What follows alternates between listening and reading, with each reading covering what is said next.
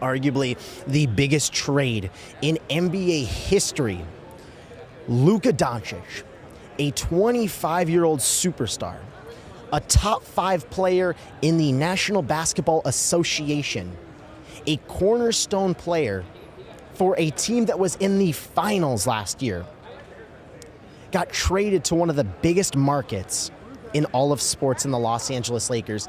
Ladies and gentlemen, the Dallas Mavericks made a massive mistake trading Luka Doncic away at 25 years old. And I've been thinking about this because I've had a lot of conversations from LA. I've had a lot of conversations with Lakers fans.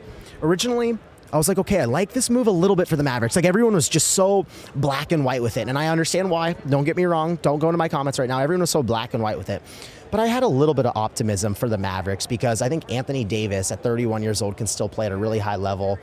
And with Kyrie Irving and with Klay Thompson at the 1 and 2, and with probably PJ Washington at the 3, and with AD now playing at the 4, we all know that he wanted to be at the 4 and not at the 5, and the Lakers didn't let him really have that over the past few seasons, and now they're either going to have Gafford or Lively at the 5. That's a dang good basketball team. That is a really, really good basketball team, 1 through 5. But then you look at it, you look at the other side of the coin. Everything I just mentioned about Luka Doncic, a 25-year-old superstar.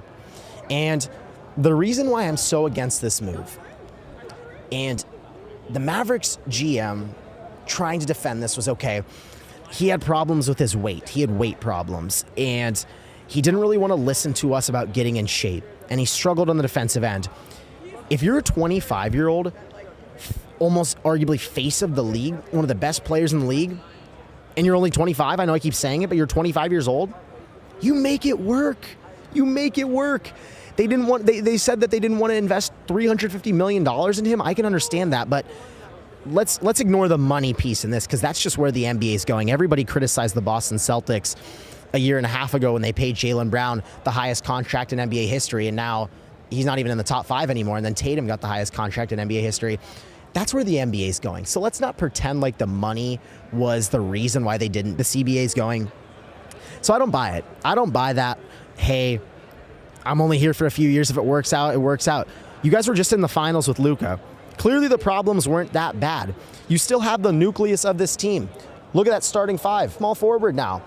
This team was winning basketball games this year. I understand Luka's been injured with that calf injury, but what makes you think in a Western Conference with a Thunder squad that you beat last year, what makes you think you can't beat them? What makes you think you can't run it back against them? What makes you think that this Denver team that has really struggled this year, what makes you think you can't beat them?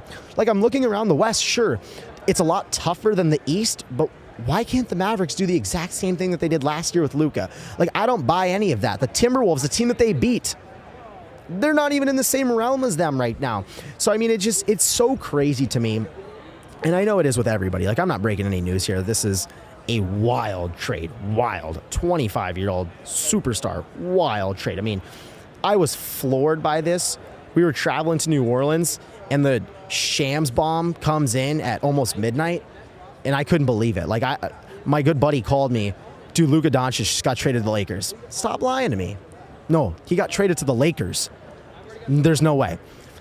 As an NBA fan, I'm primarily NFL and college football, but as an NBA fan, this is so great for the game. Let's look at it like that, because I want to put a positive spin on it.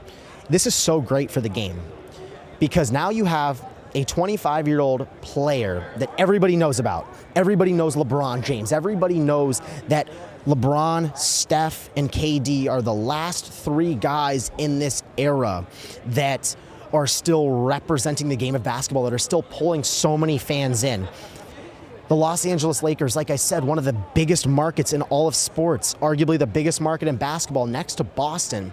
They get a 25-year-old franchise-altering piece that can now be on this team for 10 to 15 years. They don't have to pay him $350 million. I think it's in the realm of 230-ish. That's unbelievable. And you're going to get the Lakers now. They're not only going to be competitive once LeBron James leaves, they're going to be competitive for the next decade. And that gets me really excited just as a basketball fan, because I think it's going to draw a lot more viewers to the game. I also had LA fans telling me they were going to buy 6 different variations of the jersey. Like, I think this is so great for the NBA. Don't get me wrong.